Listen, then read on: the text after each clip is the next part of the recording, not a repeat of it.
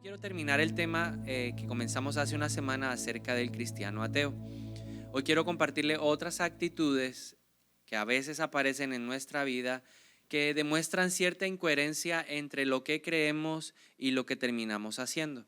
Mateo capítulo 7 versículo 20 dice: así es, de la misma manera que puedes identificar un árbol por su fruto, puedes identificar a la gente por sus acciones. Entonces, en esta mañana quiero compartirte otras actitudes del cristiano ateo. En primer lugar, para que nosotros nos evaluemos, y en segundo lugar, para que tomemos las acciones necesarias para salir de ese estado. En primer lugar, quiero compartirte hoy la primera actitud, que es cuando un cristiano cree en Dios, pero frente a la adversidad, a la dificultad, empieza a juzgar a Dios. No cree que Dios sea justo con las circunstancias que uno vive. Creo que ese es el mayor problema de nosotros, todos los cristianos.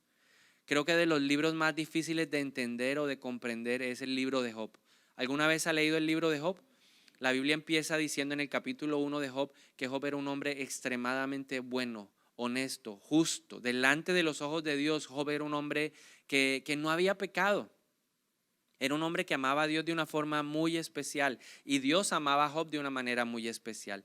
Era un hombre que había prosperado, tenía una familia hermosa, era un hombre que tenía grandes negocios, era una persona muy representativa en la ciudad donde él vivía, era un hombre influyente, pero de un momento a otro empieza a vivir una adversidad. Ahora, Job no sabía la parte de la historia que tú y yo sabemos, que Satanás le habló a Dios. Satanás le dijo: claro, Él te ama porque tú lo has prosperado, Él te ama porque tú lo has blindado, porque tú lo proteges, porque todo lo que Él hace prospera, pero quítale las cosas, tócale su familia, tócale su propia salud y verás si no te niega. Esa parte la conocemos nosotros hoy.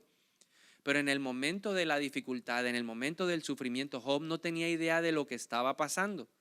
Por eso empezó en su vida muchos cuestionamientos, y creo que en eso nos parecemos nosotros. Cuando enfrentamos la dificultad, el sufrimiento, el dolor en nuestra vida, vienen las preguntas hacia Dios.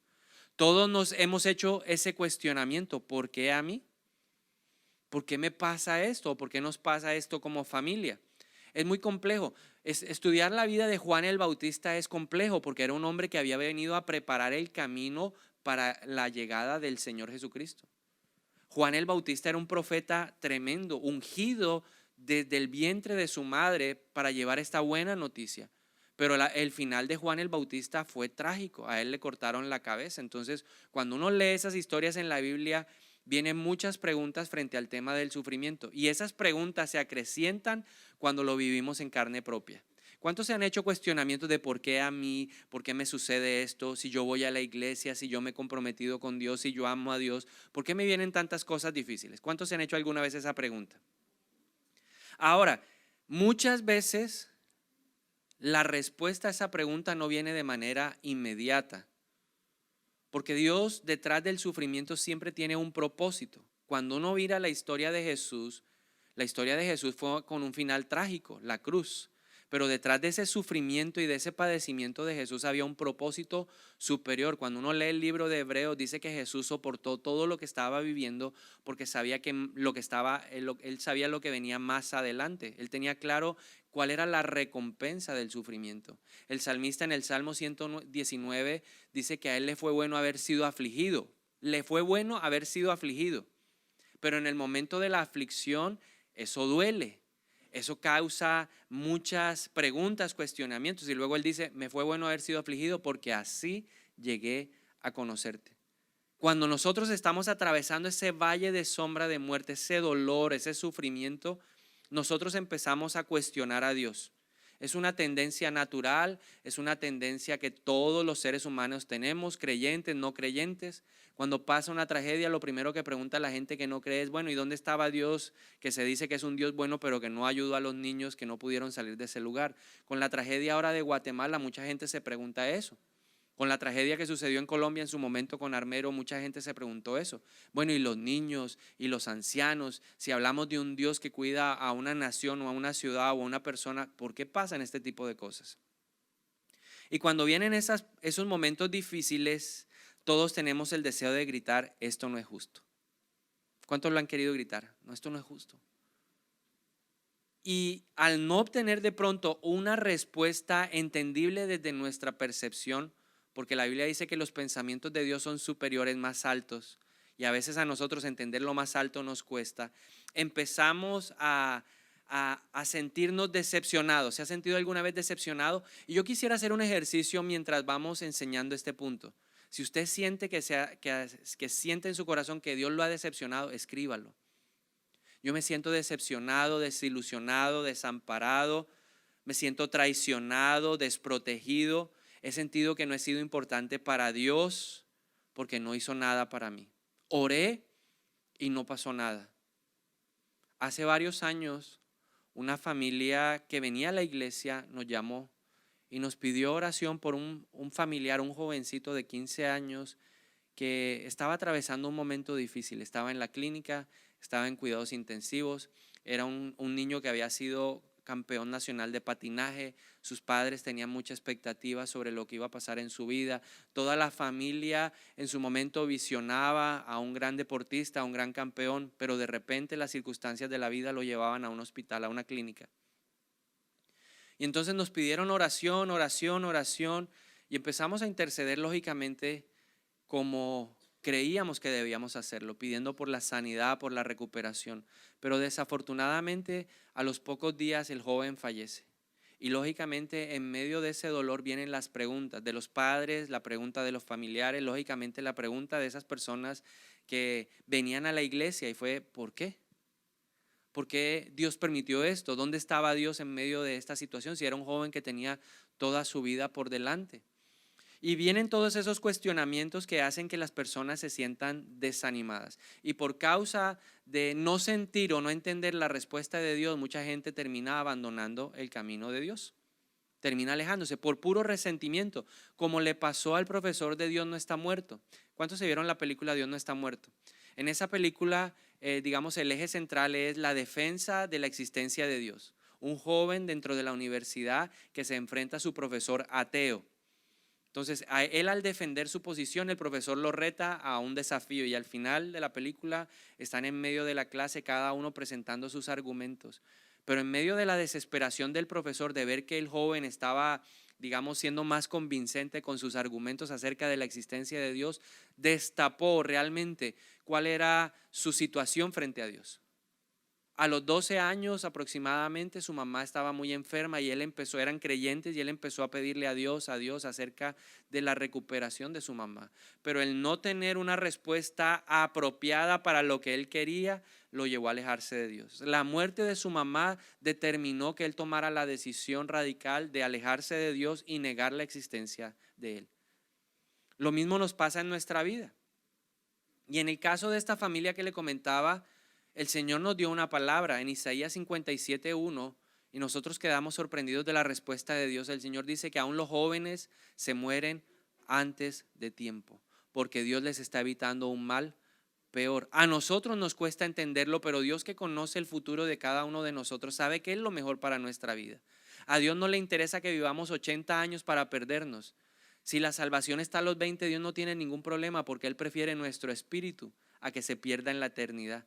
Jesús no vino a condenar el mundo. Jesús fue a salvar a lo que se había perdido, a lo que se había dañado, al pecador.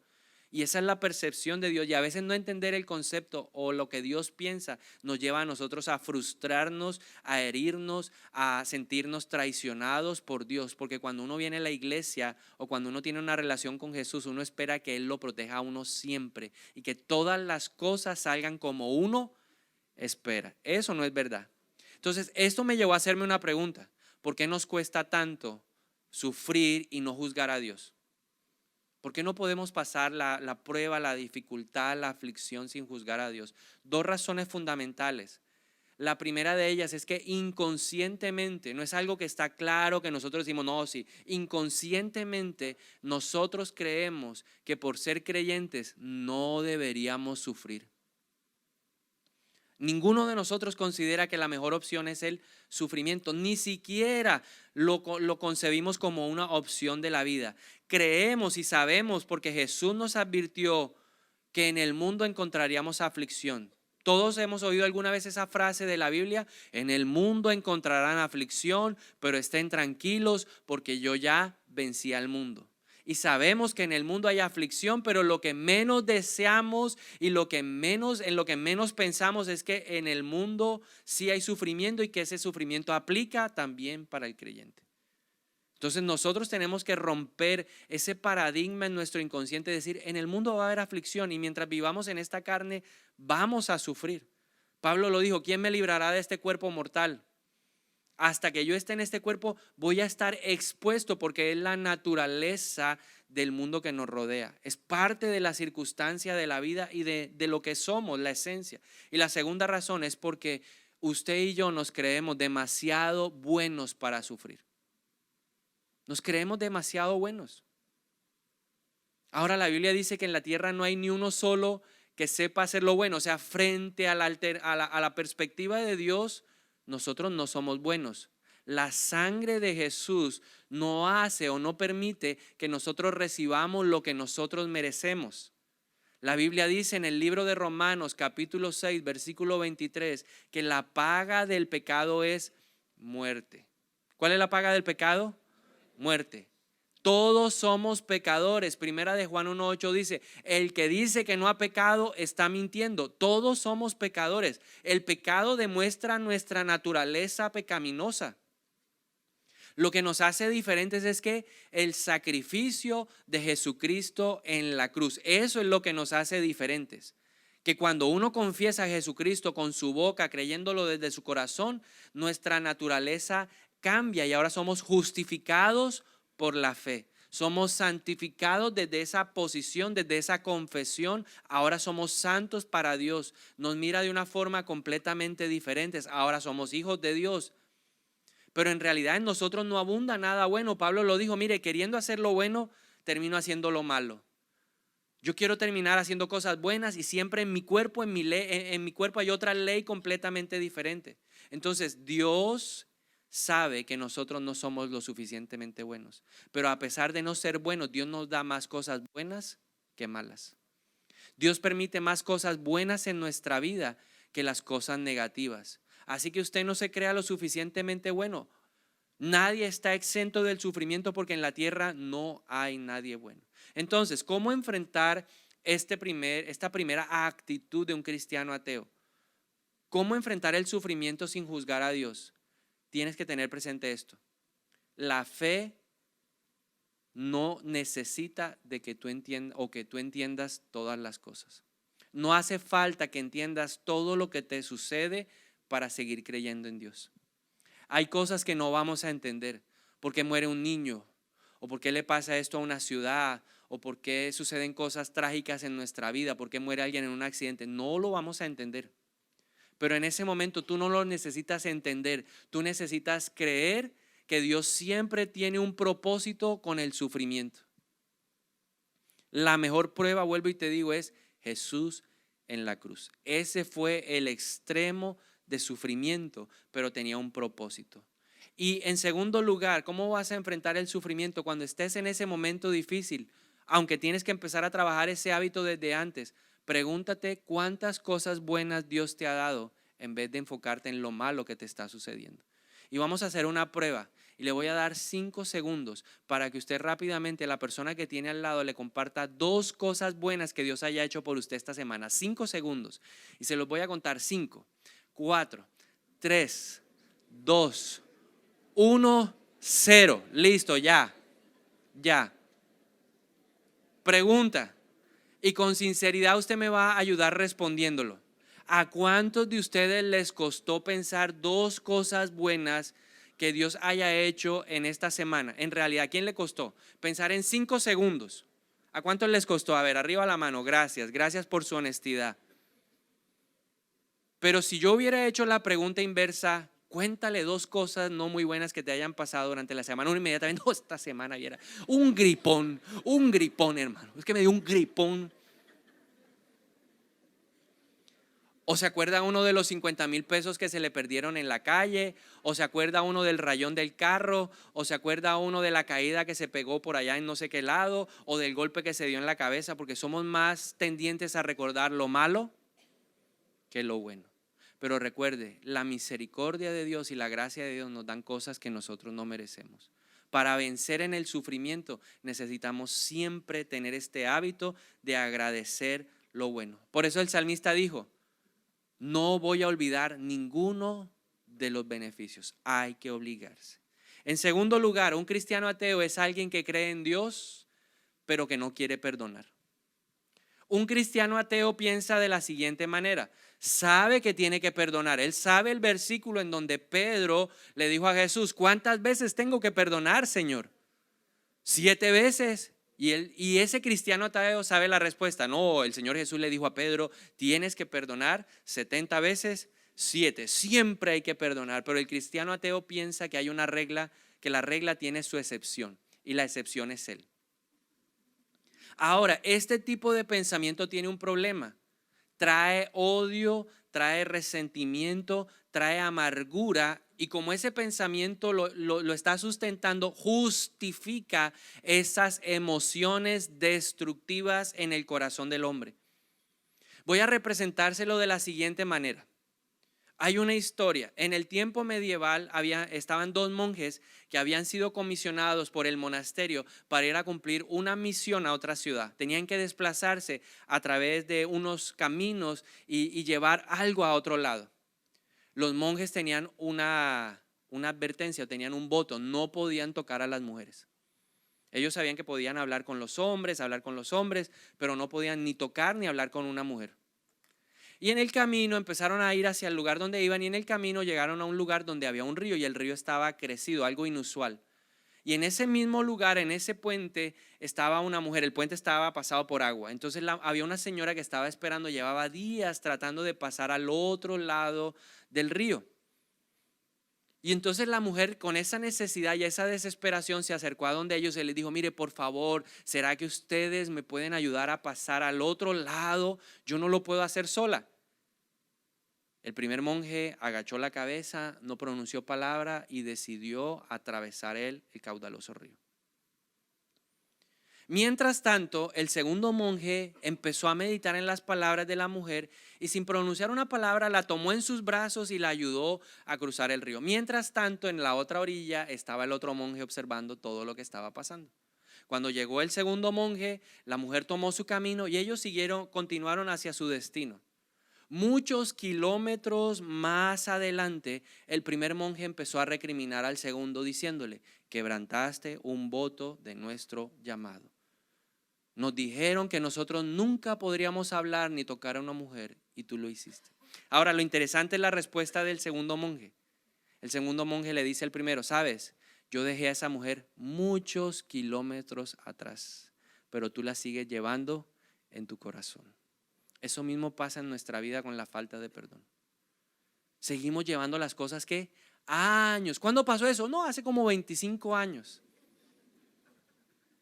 Y seguimos resentidos, seguimos amargados, seguimos ahí llenos de resentimiento por cosas que ya que pasaron. Si nosotros pudiéramos tener una cámara en su casa, ¿cuántos días dura usted bravo con su esposa? Yo sé que eso no pasa en la iglesia, gracias a Dios. Pasa en la del vecino, pero no pasa acá. 5 días sin hablarse. Y llega uno, buenas tardes, buenas tardes. Es que se oye mucho silencio, estoy preocupado. ¿Qué pasa? No pasa nada, pero dígale a mi mujer que me pase el frasco de sal. ¿Pasa o no pasa? Porque el orgullo no nos deja resolver nuestros asuntos. Ahora Jesús nos enseñó cuál es la medicina para sanar el corazón, el perdón. ¿Cuál es la medicina para sanar nuestra vida? El perdón. Ahora, ojo, siempre tendremos excusas para no perdonar. El cristiano ateo siempre tiene una excusa para no perdonar. ¿Cuál es la excusa? Yo no fui el primero, ella fue la que me insultó, yo no hice nada. ¿Por qué tengo que ir a pedirle perdón? Si ella fue la que a mí me agredió, de mí abusaron, a mí fue el que me traicionaron. ¿Yo por qué me voy a levantar? ¿Por qué lo voy a hacer? ¿Yo por qué voy a dar el primer paso? Hay muchas excusas, pero solo en Dios podremos hallar la fuerza para vencer el odio, la ira y el resentimiento. Dios no quiere que vivamos con ese espíritu de esclavitud. La Biblia dice que cada uno es esclavo de lo que lo domina. Y si a uno lo domina el odio, la ira, el resentimiento, uno es esclavo de esas emociones negativas. Y la vida estará en consecuencia con eso que lo deja a uno dominar. Solo en la cruz podemos encontrar la capacidad para perdonar a los que nos han ofendido. No es algo que viene de manera natural, el perdón no es algo que fluye de manera espontánea. Nuestra naturaleza no hace que eso sea lo natural, sino lo antinatural. ¿Qué es más fácil? Vivir lleno de resentimiento, de odio, de amargura, de deseo de venganza. Eso es lo natural. Cuando el papá a uno le hace algo, uno queda ¿qué? Resentido, y uno está esperando que siempre el papá venga a pedir primero perdón. Cuando la esposa le falla a uno o hace algo o lo molesta a uno, uno quiere que la esposa venga a pedirle perdón. Cuando o uno lo hace con la esposa normalmente, la mía es diferente, pero ella siempre va y pide perdón. Yo no sé, tiene una capacidad, yo digo, Dios mío, porque ella sabe que eso no puede vivir en su corazón. Entonces, pensemos esto siempre, y a mí me ha ayudado. ¿Cómo puedo ser una persona que perdona más rápido? Simplemente pienso en lo que Jesús hizo. Piensa en esto. La noche en que Jesús fue arrestado, lo llevaron a la casa del jefe del Sanedrín. En ese lugar empezaron ¿a qué? A maltratarlo. Empezaron, dice que le pusieron una bolsa en la cabeza, le daban puñetazos y le decían: profetiza quién fue el que te golpeó. Lo estaban torturando literalmente. Luego dice que le quitaron y entonces el jefe del Sanedrín empezó a hacer como el juicio, y cuando el hombre se rasga el manto que tenía, va un hombre de estos, coge a Jesús y lo jala de la barba, le arrancó la barba. Si a uno le arrancan un pelito en la nariz y le duele, ahora a Jesús lo cogieron y literalmente le rasgaron, o sea, lo jalaron, lo lastimaron. Luego lo llevaron a donde Pilato, y Pilato ordenó que también lo torturaran como con azotes, y a veces no hemos dimensionado la magnitud del castigo. No era solamente coger un látigo y darle. En la punta del látigo tenía una bola de hierro, una bola metálica, y en la bola metálica tenía incrustado dientes de cabra, para que cuando cayera en el cuerpo de la persona se enterrara, y cuando jalaran desgarrara. O sea, a Jesús le desgarraron todo su cuerpo, y no contentos con eso lo pusieron a cargar una cruz que no podía ni cargar. Y en el camino la gente ¿qué? Lo insultaba, le tiraron piedras, lo avergonzaron porque le quitaron la ropa, o sea, lo humillaron. Cuando llegó a ese lugar y lo crucifican, entonces la gente, los soldados, se juegan las ropas delante de él. La gente pasaba delante de Jesús y se burlaba de él diciendo: si tú verdaderamente eres el Cristo, bájate de esa cruz y demuéstranos que tú eres verdaderamente el Salvador del mundo. ¿Qué haríamos nosotros frente a semejante golpiza, maltrato, humillación, vergüenza? Seguramente que nos hubiéramos resentido con todos ellos. Y Jesús no le dijo: Padre, ahora manda una legión de ángeles y destruye a todos estos payasos, acábalos, mátalos para que demuestres que yo soy tu hijo. ¿Cuáles fueron las palabras de Jesús? Perdónalos porque ellos no saben lo que hacen. Ahora yo te hago una pregunta. Por más duro que sea lo que tú has vivido, ¿te tocó sufrir como Jesús?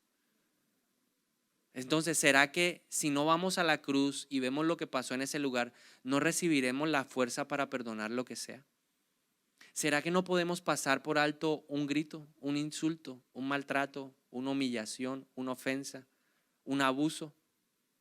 Jesús soportó todo, varón de dolores, conocedor del dolor más profundo.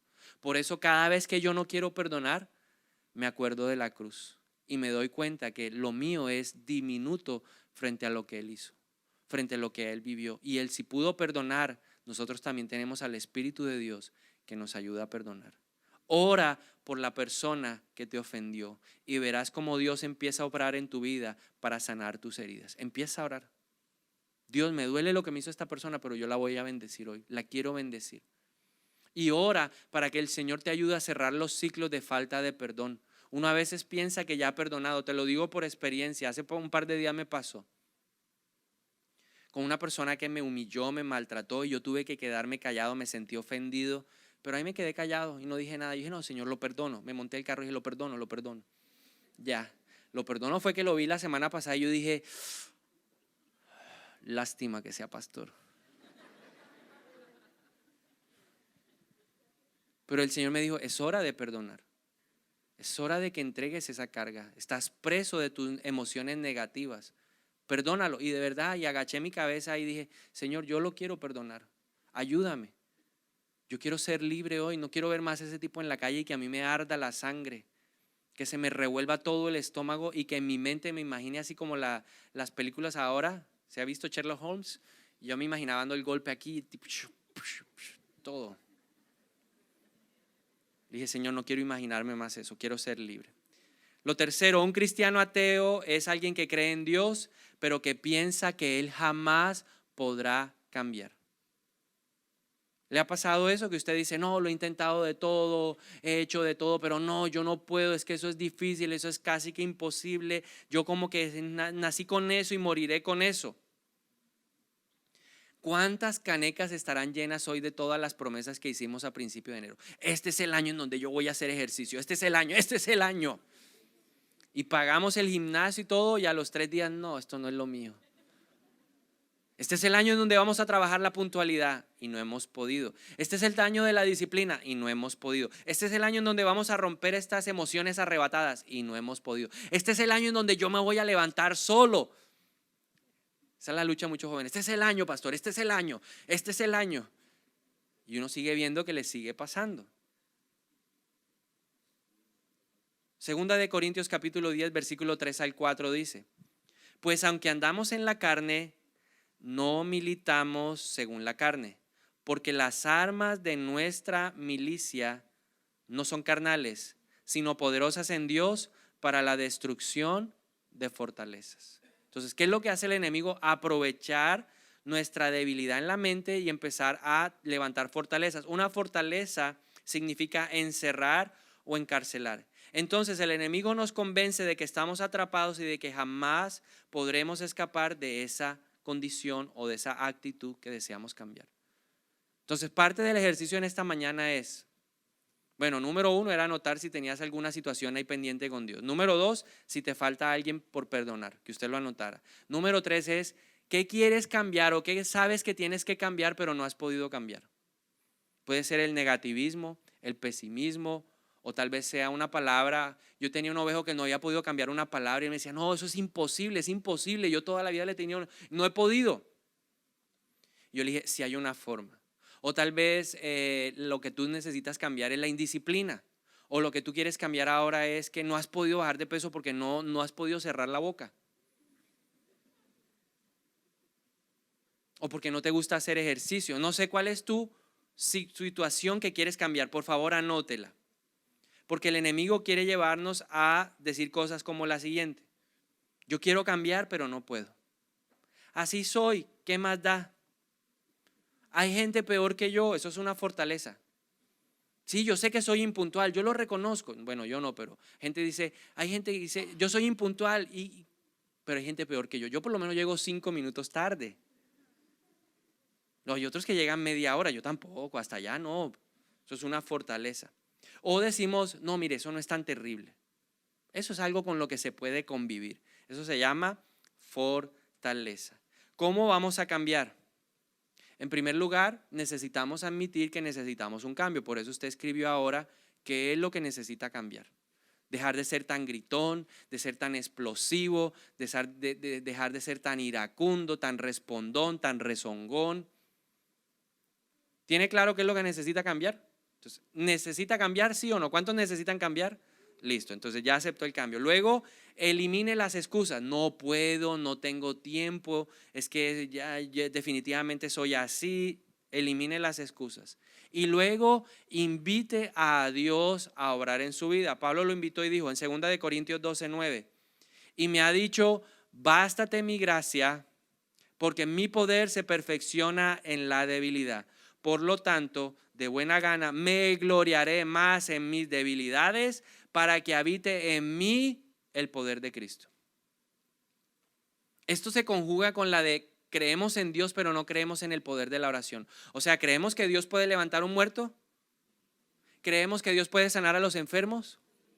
¿Sí? ¿Lo creemos? Y entonces, ¿por qué no creemos que Dios puede cambiar nuestra manera de hablar? Porque Dios no podrá cambiar mi manera de pensar. Porque Dios no me podrá dar la fuerza para ser una persona disciplinada a la hora de hacer ejercicio. Yo se lo digo porque yo le pedí a Dios que me ayudara. No sé si a usted le pasa, pero uno va a hacer ejercicio y los músculos dicen no. Y uno como no. Pero aprendí algo de eso. Rodéese de la gente que lo va a impulsar al cambio. Le doy gracias a Dios que hay gente que me dice, tranquilo, yo voy a su casa, vamos a hacer ejercicio. Yo, uy, no. Porque si me dicen vamos a otro lado, seguro no me levanto. Pero allá me llegan y dicen aquí, Carita, hola, ya llegué. Yo, ups, corra. Entonces, rodéese de gente que lo ayude al cambio. En cuarto lugar, un cristiano ateo es alguien que cree en Dios, pero que se preocupa por todo. Tiene el hábito de preocuparse por todo. En esta época del mes del año lo preocupa la economía. Lo preocupa la prima porque va a llegar y es para pagar. Lo preocupan las elecciones. ¿Hay alguien preocupado por las elecciones? Yo he visto su Facebook, no me diga que no. Pero tranquilo, Dios pone reyes y quita reyes. Hay gente que se preocupa por los hijos. Tienen 3 años, de pronto le pasa como a mí, empieza, Señor, aparta la filistea, aparta la filistea. 3 años y el hombre no está pensando sino en Paw Patrol y está pensando en el hombre araña. Y uno, no, Señor, aléjale la filistea esa. No ha pasado, pero usted está ¿qué? Preocupado. Nos preocupamos por el trabajo, nos preocupamos por el clima, nos preocupamos por cualquier cosa. Es un hábito. Pero lo más impresionante, mire, esta es una clara evidencia de alguien que está preocupado. Es alguien que piensa de la siguiente manera. Dice lo siguiente: todo está tan bien que estoy preocupado. ¿A qué horas vendrá lo malo? ¿Sí le ha pasado? Que usted dice, esto está raro, o sea, tan bueno no dan tanto. Algo pasa, algo sucede. Pero esa es una característica de una persona que está preocupada. La preocupación es mala para la salud.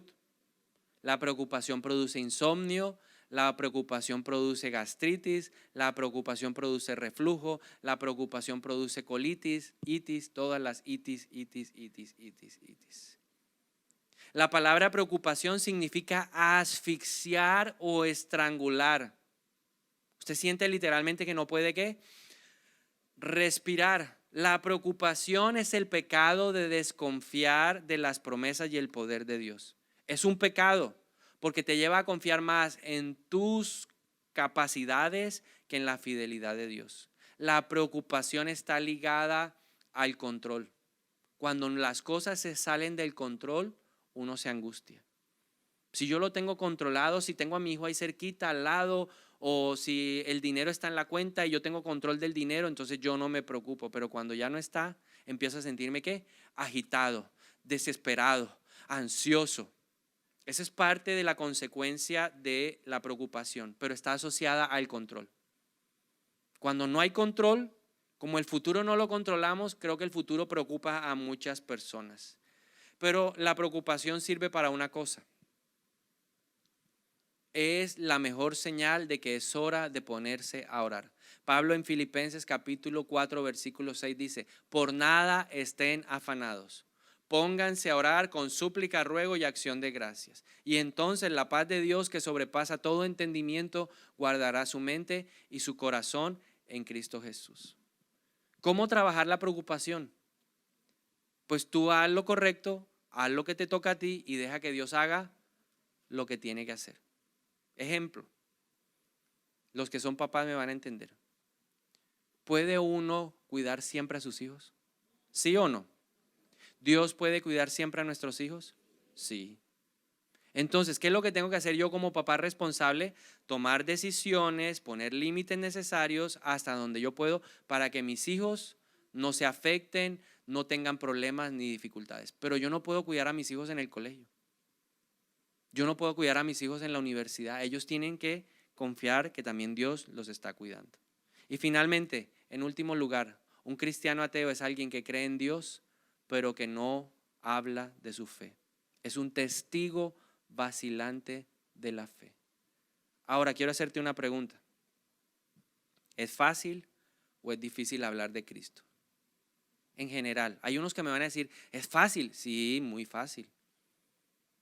Hay gente que para ellos es muy fácil, pero en general, ¿a cuántos les cuesta de verdad hablar de Cristo? ¿A cuántos?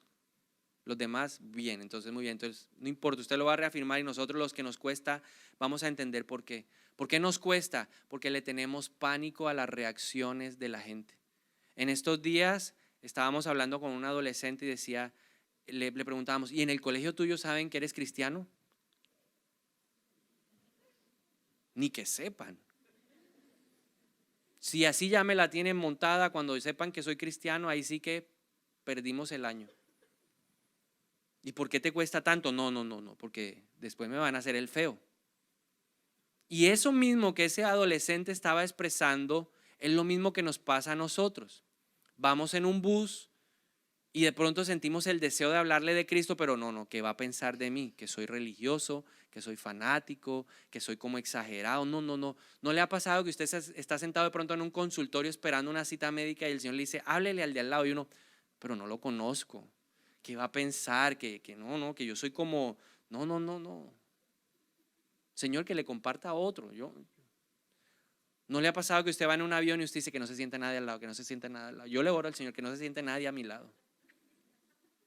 Y se le sientan y usted empieza, y el Espíritu, compártale. Y uno no está ocupado, mire, está leyendo un artículo buenísimo de semana o está leyendo un libro. Siempre habrá un argumento, una excusa, pero es porque tenemos pánico, miedo a las reacciones de la gente. Nos impacta, las experiencias negativas nos han impactado a tal punto que no queremos volver a repetirlas. Se ha encontrado con un escéptico que le dice, otro que me viene a hablar de religión, y uno dice, o que se han burlado, uy, tú, semejante tipo tan malo, y ahora hay que cristiano uso.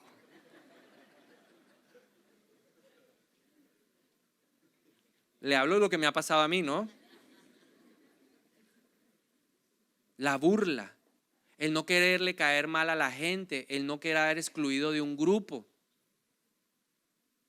Nos cuesta hablarle a la gente acerca de Jesús porque no hemos entendido el sentido de eternidad, vivimos mucho la temporalidad. Nuestras oraciones lo reflejan, nuestras decisiones diarias lo demuestran. Oramos mucho pidiendo que, Señor, dame el pan nuestro, Señor, el carro, Señor, la plata para pagar el semestre. Oramos mucho por eso. Y aunque creemos en el cielo y en el infierno, nuestra mente está más orientada hacia lo temporal que hacia lo eterno. Si nosotros fuéramos conscientes todo el día de lo eterno, oraríamos más por la gente para que conociera de Dios. Si fuéramos más conscientes de lo eterno, no tendríamos ningún problema en ofrecernos para servir a la gente, para que a través de nuestros actos de servicio conozcan del Señor. No tendríamos miedo, temor, pánico, horror de la forma como la gente nos va a tratar a la hora de compartirle el mensaje. No nos interesaría, ni nos impactaría, ni nos molestaría que nos dijeran aleluya, gloria a Dios, Biblia sudada, pastor.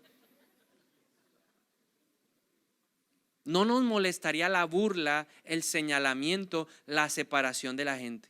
Pero algo bien presente que tenemos que entender. Y se lo digo al joven, al adulto mayor. El que niega a Jesús, Jesús lo niega a él.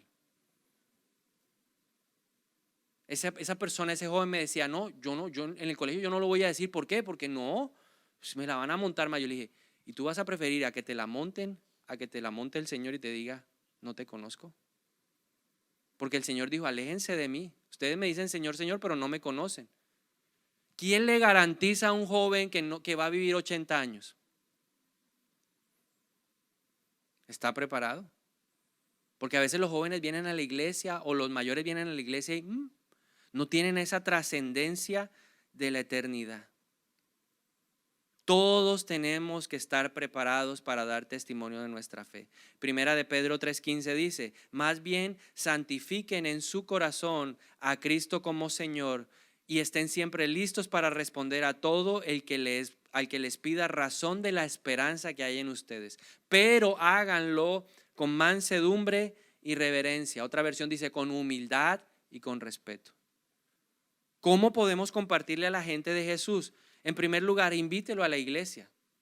Si de pronto usted no es el más fluido en las palabras, bueno, tráigalo a la iglesia, que aquí la palabra de Dios nunca vuelve vacía. Hay alguien que va a orar por él, alguien le va a compartir, alguien le va a hablar, y esa persona va a tener la oportunidad de decir, bueno, yo escojo, quiero o no quiero. Invite a la gente a la iglesia. Otra forma de compartir del Señor con humildad y respeto es a través de su historia de fe. Y eso me quedó muy grabado porque hace muchos años, cuando yo estaba en el instituto bíblico, en una de las clases, el profesor me dijo, bueno, para la siguiente venida de ustedes van a preparar su testimonio y nos lo van a compartir en 3 minutos. Y él estaba contando por qué ponía la tarea, porque se subió en un taxi y el Señor le dijo, háblale al taxista. Y él empezó a hablarle al taxista, se acabó la carrera y nunca le compartió de Jesús, porque empezó a hablar del testimonio, y nunca fue a lo concreto. Entonces dijo, yo no quiero que ustedes les pasen. Entonces yo llegué preparado y empecé. 3 minutos no iba ni en el 10%. Y entonces, no, imagínense, eso pasó en un carro blanco y yo estaba por allá en el monte y él me decía, bueno, ¿y la esencia? ¿Dónde está la esencia? Prepárese para contar su testimonio en 3 minutos. ¿Cuál era la situación anterior? ¿Qué fue lo que pasó? ¿Cómo fue ese encuentro con Dios? ¿Y cuál es el resultado de hoy? A la gente no le interesan los detalles, ni en qué ciudad sucedió, ni cuánto era el clima, cuánto era la temperatura en ese lugar, si llovía, si no llovía, si la camisa que usted tenía era roja, fucsia, púrpura. Eso no le importa a la gente le interesa es cuál era su estado. Estaba divorciado, hermano. Pero el Señor, alguien me habló de Jesús y entonces yo empecé a buscar, mire, la Biblia me habló de estos 2, 3 versículos que fueron claves y yo vi una cosa en mi vida, empecé a dar fruto y hoy mi matrimonio está restaurado. Listo, y la gente dice, ¿de verdad? Sí. Su testimonio, su pasado, Dios lo va a usar para restaurar a la gente en el presente. Todo lo que tú hables de Jesús va a restaurar a la gente en el día de hoy de tu pasado. Ahora, también puede mostrarle a la gente a Cristo a través de sus acciones. Y el mejor ejemplo está en Hechos 9:36. Dice, había una creyente en Jope que se llamaba Tabita, que en griego es Dorcas. Ella siempre hacía buenas acciones a los demás y ayudaba a los pobres. Tabita era una mujer que amaba a Dios y amaba a Dios de tal manera que empezó a servir a las mujeres pobres de ese lugar. Dice la Biblia, cuando uno sigue leyendo Hechos capítulo 9, dice que ese lugar estaba lleno de viudas que lloraban la partida de Tabita. Y ese es un detalle interesante, porque ella se concentró en un grupo desprotegido de esa época. Resulta que en Israel en ese tiempo, o en Judá en ese tiempo, las mujeres cuando enviudaban quedaban a merced del hijo, porque el padre cuando moría, la herencia la tomaba el hijo mayor. Y el hijo mayor era el que tomaba la decisión de si seguía respaldando financieramente a su mamá o no. Y muchas mujeres se encontraban en la cruda realidad que hoy también vivimos, de que sus hijos las habían abandonado. Entonces Tabita, con su trabajo y con sus acciones, agrupó a todas esas mujeres y las servía, las ayudaba. Y ese acto permitió que muchas conocieran del Señor, porque cuando Pedro llega a ese lugar a orar por Tabita, muchas conocieron el poder de Jesucristo, gracias a las acciones que esta mujer hacía. Tus obras no son infructuosas. Tus acciones van a permitir que mucha gente, sé cordial, sé una persona hacendosa con tus vecinos. Eso es una buena forma de compartir de Jesús. En tu trabajo, sé una persona que sirve y verás que mucha gente va a conocer de Jesús. Y termino con esto. El cristiano ateo es un creyente 100%. Cree en la Biblia al igual que el diablo, pero es un seguidor de Cristo a medio tiempo. El cristiano ateo nunca será un seguidor al 100. Dios nos ha llamado a ti y a mí a ser no creyentes, sino seguidores. Imitémoslo a Él para que otros puedan imitarnos a nosotros y seguir a Cristo. ¿Cuál es tu decisión? Y si tú quieres orar hoy para dejar algunas cosas en tu vida, yo te animo a que te pongas de pie y oremos en esta mañana en el nombre de Jesús. Señor, y reconocemos que hay muchas cosas del cristiano ateo aún en nosotros. Por eso vamos ante ti, no a gloriarnos de las cosas buenas, sino de nuestras debilidades, como dijo Pablo, para que nos baste tu gracia y tu poder se perfeccione en estas debilidades. Señor, y ponemos delante de ti todos esos momentos, circunstancias de nuestra vida que han traído dolor, sufrimiento y que nos han impulsado a juzgarte a ti. Señor, a proclamar la frase célebre: esto no es justo. Perdónanos hoy, Dios, porque te hemos señalado, porque nos hemos revelado diciendo: no vale la pena seguir a un Dios como tú, porque me abandonaste, porque tal vez nuestro corazón hoy está herido contigo, y cuando tuvimos que anotar el nombre de esa persona que teníamos que perdonar, estaba tu nombre, Dios. Yo vengo hoy en el nombre de Jesús a romper esas mentiras, esas fortalezas que están en mi mente, en mi corazón, que se levantan en contra tuyo.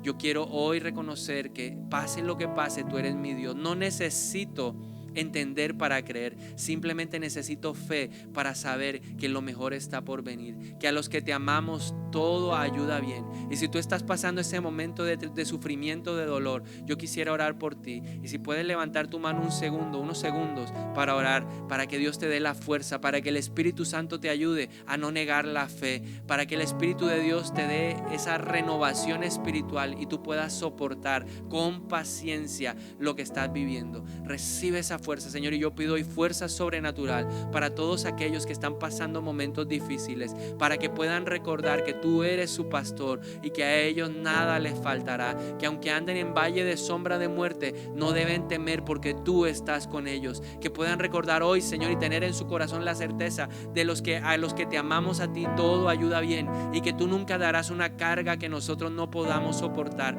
porque el diablo dice: esto es inclemente, esto es demasiado doloroso, esto es exagerado, esto es devastador.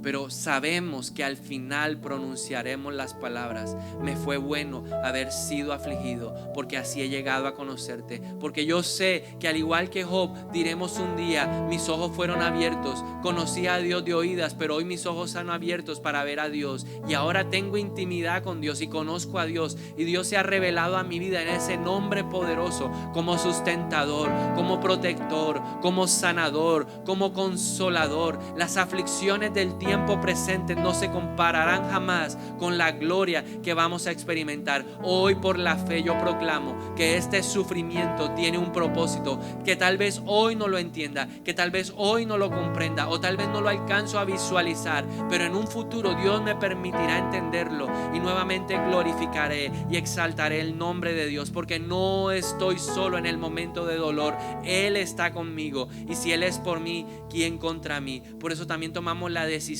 en esta mañana de perdonar. Vamos a la cruz y vemos que lo que nos pasó no es comparable con lo que Cristo tuvo que soportar, y el Espíritu que estaba en Él hoy está en nosotros, y pedimos la ayuda del Espíritu de Dios para perdonar.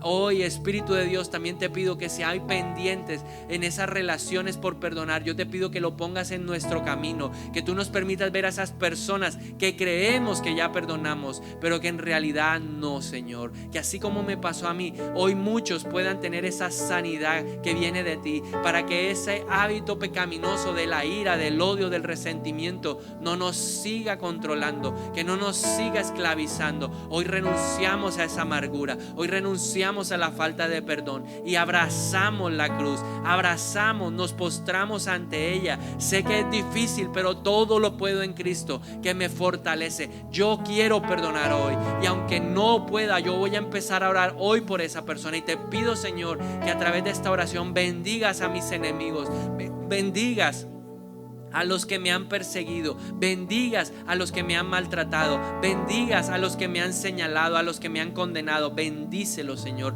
Al que me abusó, al que me traicionó, bendícelo. Al que me insultó, al que me agravió, al que me condenó, bendícelo hoy, Señor. Y yo perdono en el nombre de Jesús. Pero también presentamos esas áreas de nuestra vida que necesitan un cambio.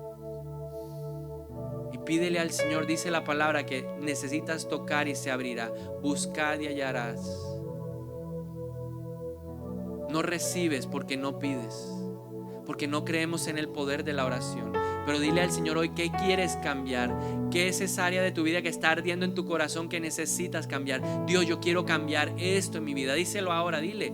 con tus propias palabras, ¿qué necesitas cambiar? Yo quiero cambiar mi incredulidad, yo quiero cambiar mi dureza, yo quiero cambiar mi indiferencia, yo quiero cambiar mi ira descontrolada, yo quiero cambiar mi escepticismo, yo quiero cambiar, Dios, hoy mi falta de fe, yo quiero cambiar hoy mi indisciplina, yo quiero cambiar mi puntualidad. ¿Qué es lo que quieres cambiar?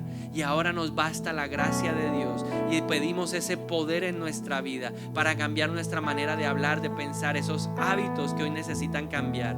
Hoy en el nombre de Jesús renunciamos a estar preocupados por cualquier cosa. Yo destruyo ese hábito pecaminoso en mi vida. Hoy se va de mi vida la preocupación por el mañana, por la economía, por el trabajo, por la política, por las elecciones. Hoy ese temor generalizado en Colombia lo reprendemos en el nombre de Jesús. Esa preocupación por lo que habrá de suceder, hoy lo reprendemos, porque Dios es el que sostiene nuestra vida, porque Él es el que pone los reyes y los quita, porque Él ama Colombia, y donde hay un justo no la va a destruir. Dios se levanta y pelea por nosotros en esta mañana, porque no he visto al justo desamparado, ni a su descendencia mendigando pan.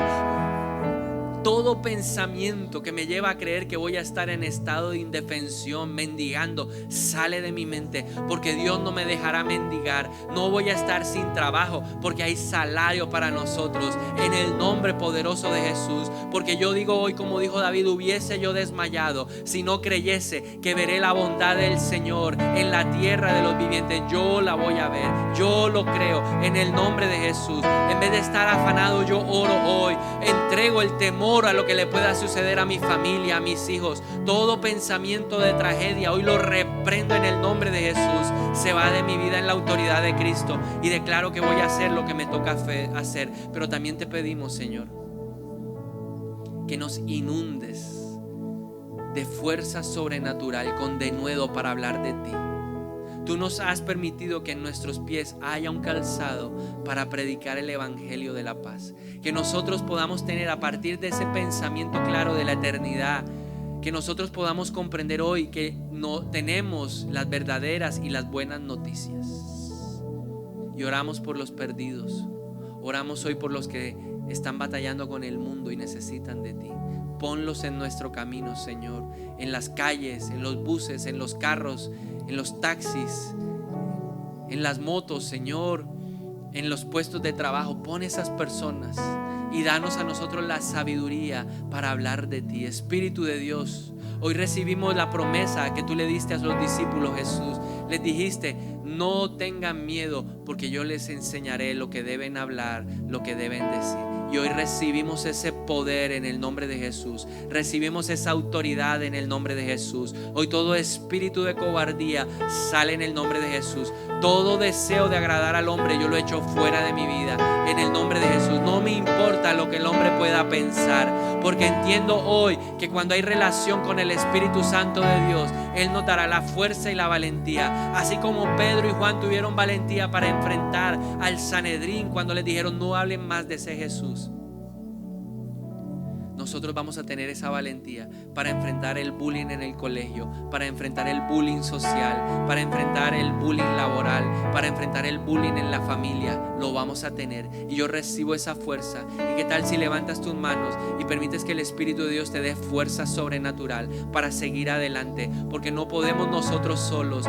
Todas estas cosas jamás las conseguiremos en nuestra propia fuerza. Se necesita el poder de Dios, y hoy nos glorificamos y nosotros nos levantamos con nuestras debilidades para que tu poder se perfeccione. Espíritu de Dios, derrama de tu poder en este lugar. Derrama hoy esa fuerza sobrenatural que viene de ti. Derrama ese denuedo a nuestras vidas ahora en el nombre de Jesús. Yo te lo pido en esta mañana, y cámbianos, afírmanos en tu palabra. No queremos ser creyentes, no queremos ser oidores, queremos ser seguidores, hacedores 100%. Hoy te lo pedimos en el nombre poderoso de Jesús, Espíritu de Dios. Y si acaso se me olvida, llévame al madero siempre. Muéstrame la cruz para recordar cómo mi ejemplo, que es Cristo, lo hizo. Yo te lo pido en esta mañana, en el nombre de Jesús. Si acaso se me olvida